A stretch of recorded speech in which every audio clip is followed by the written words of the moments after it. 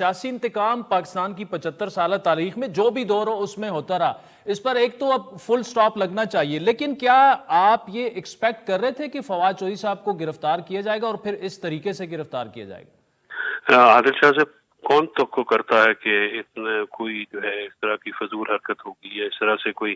اسے اتنی جو ہے غیر قانونی غیر اخلاقی حرکت ہوگی۔ ہم تو قانون پہ یقین رکھنے والے لوگ ہیں، ہم تو قائم پہ جمہوریت پہ یقین رکھنے والے لوگ ہیں،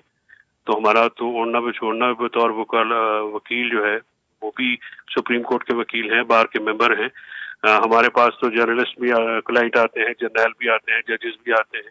عام شہری بھی آتے ہیں، ان سب کے مقدمات ہم لڑتے ہیں۔ تو ایسی جو ہے وہ ہولناک اور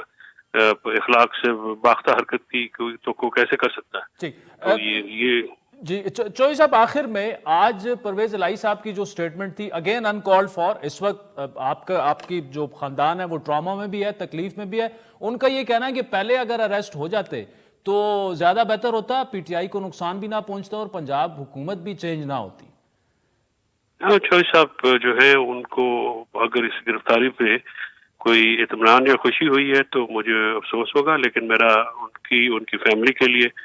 ان کے بھائی اور ان کی فیملی کے لیے اور ان کے بچوں کے لیے نیک تمنائیں ہیں۔ ان کو ایسے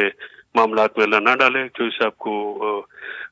پنجاب حکومت کا صدمہ زیادہ ہو گیا ہے، بہرحال وہ ہمارے بزرگ ہیں، میں اس سے زیادہ بات نہیں کروں۔